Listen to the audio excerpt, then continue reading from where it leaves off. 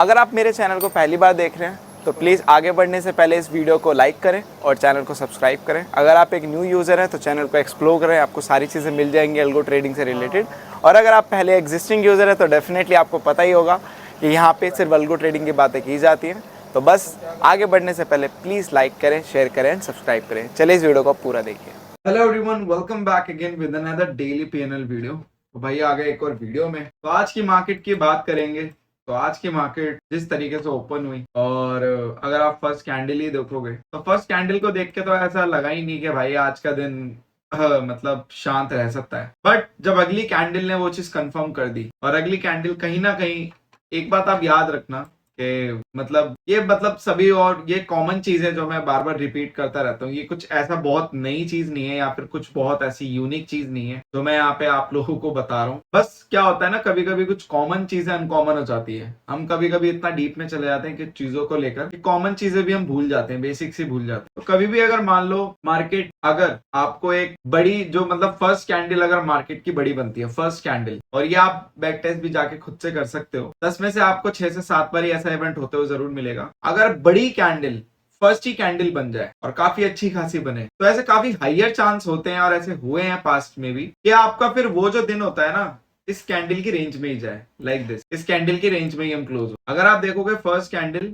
24,224 से लेकर 24,067, मतलब ऑलमोस्ट 200 पॉइंट मान लो अप्रोक्सीमेटली, अभी उतना कैलकुलेशन पे नहीं जाएंगे, तो 200 पॉइंट की एक ही कैंडल है ये। और उसके बाद ये कैंडल क्लोज भी कैसी हुई आप लोगों के सामने ही है, काइंड ऑफ हैंगिंग मैन, काफी लंबा है। बट मुद्दा ये है यहाँ पे, ये फर्स्ट कैंडल और ये काफी बड़ी कैंडल थी, मतलब रेंज वाइज। तो भाई ऐसे दिन में ज्यादातर हम बीच में ही ऊपर नीचे क्लोज हो जाते हैं। हालांकि इसके बाद वाली कैंडल गई थी ऊपर, आई वॉज थिंकिंग कि भाई अब ये थोड़ा ब्रेकआउट देके यहाँ तक तो आ ही जाएगा या फिर यहाँ पे क्लोज करेगा।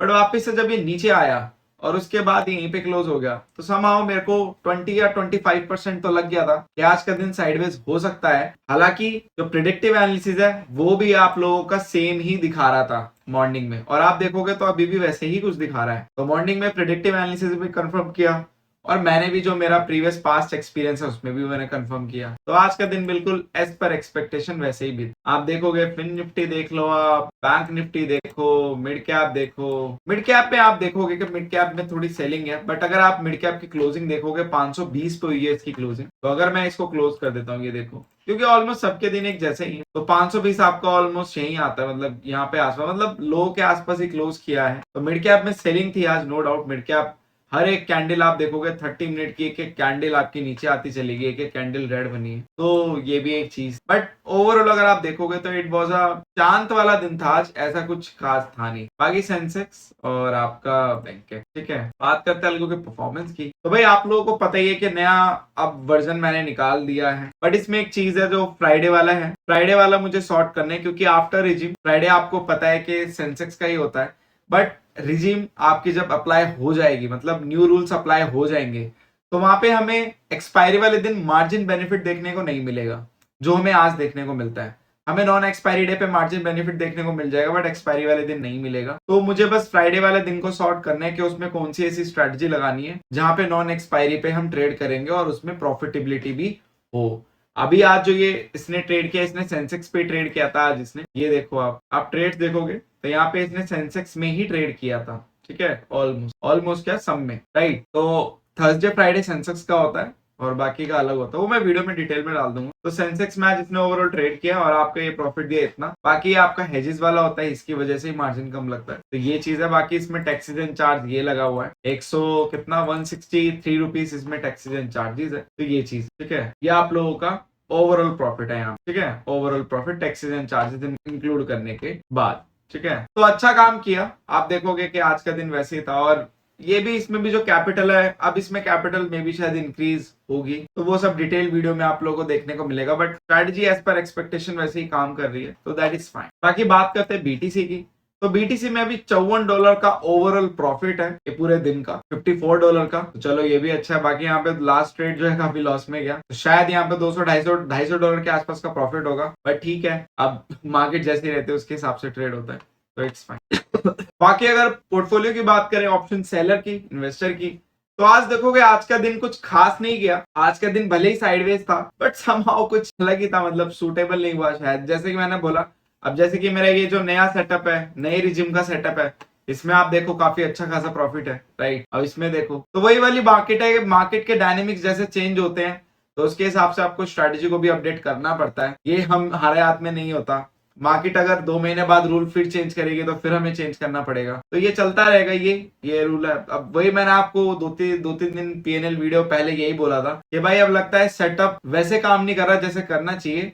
चलाने को आप इसे आज भी चला सकते हो, लॉन्ग टर्म में भी चला सकते हो, बट वही वाली बात है कि थोड़ा सा अभी स्ट्रगल हो सकता है क्योंकि एज पर न्यू रिजिम आप लोगों को पता ही है कि ये वैसे वर्क नहीं कर सकता जैसे करना चाहिए, तो वही चेंजेस वगैरह करने हैं और वो हो चुके हैं।